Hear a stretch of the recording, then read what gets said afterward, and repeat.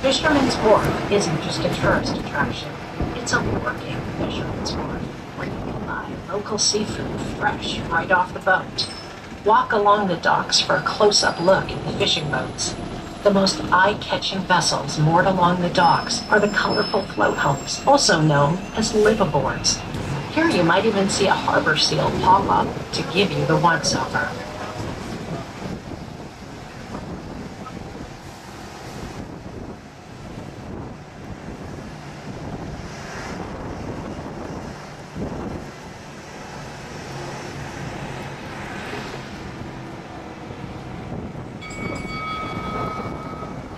This stop, the Fisherman's Wharf. Oh, here we go, the Fisherman's Wharf. We just stopped where this track is stopped. Up ahead. All you do is walk over that little grassy hill there on the right-hand side. We'll take you straight to the end of the wharf. On the left here, finest at sea. As far as I'm concerned, the best seafood in the city right there, folks. The fact they get their seafood delivered fresh daily from the fishing boats on the Fisherman's Wharf. Give you a little blanket if you want to have a little picnic over here on the grassy area. Great carpets.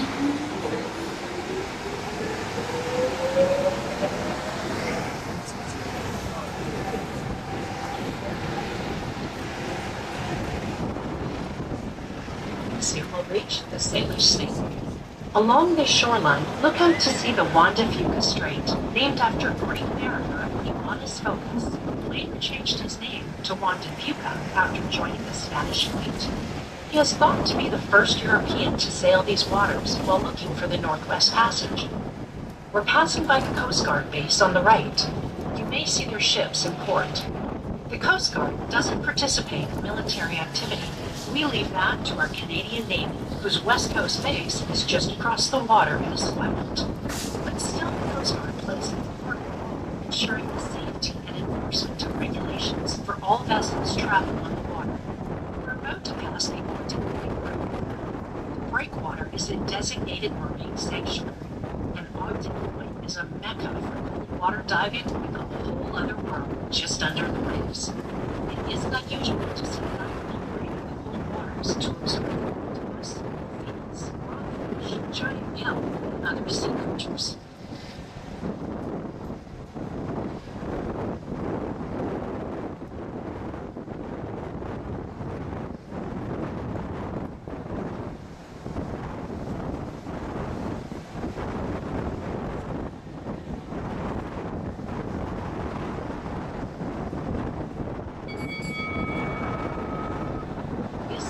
Ogden Point. Hop off here to walk down the breakwater and experience the magnificent Unity Wall mural. Unwind by the seaside and keep your eyes peeled for seals poking their heads above the water. Ogden Point, this stop.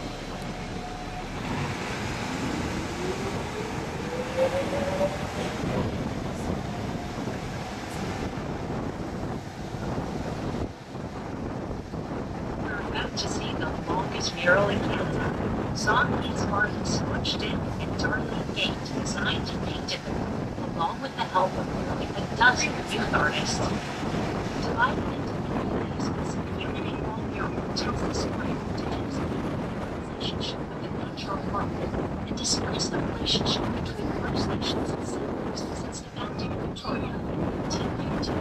The Unity Wall mural was painted on both sides of the Ogden Point breakwater. The stone pathway is 800 meters, or just under half a mile, out to the water with an iconic lighthouse at the tip. It is a favorite walking place for locals who aren't afraid to take a stroll here in any weather. Standing out there on the breakwater when the wind picks up and the rain starts falling, breathing in the salty air and feeling the chill on your face is a true taste of the Pacific Northwest. As you can see, Vancouver Island is surrounded by breathtakingly beautiful scenery, mountain vistas, ocean views, rocky shores, and old-growth rainforests. Birdwatchers can spy over 380 species, including bald eagles, herons, skylarks, plovers, trumpeters, birds, and Pacific birds. Spring and fall migrations are glorious. To witness place, the sunset Mediterranean climate, the mildest climate in Canada. Our climate is similar, and you can hike, bike, sail, play golf year-round.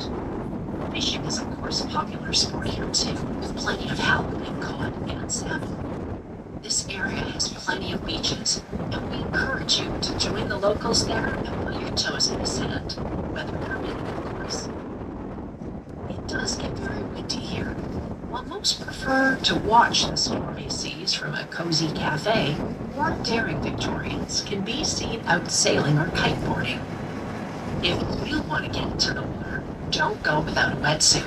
A current sweeps Arctic water down from the Gulf of Alaska and along the Pacific coast of Vancouver Island. That usually keeps our water temperatures below 11 degrees Celsius. For our American friends, that's 52 degrees Fahrenheit. That's chilly. Anyway, coming up around the next 2 quarters, on the right-hand side of the bus, you're going to see a couple of landmarks. So we're talking about the colors in the area that projects Mural Park. The first one's going to be a sign saying Mile Zero.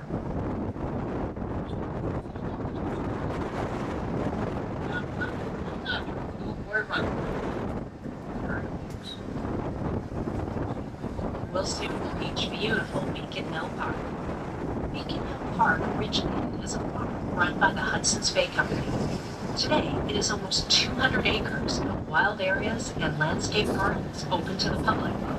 This is Victoria's biggest, most treasured green space, with hiking trails through the woods and along the shore, playing fields, tennis courts, and a traditional cricket green. The park is also a haven for native plants, including beautiful, sprawling Gary oak trees, some of which may be over 400 years old. They used to grow all over this region, but now they're endangered.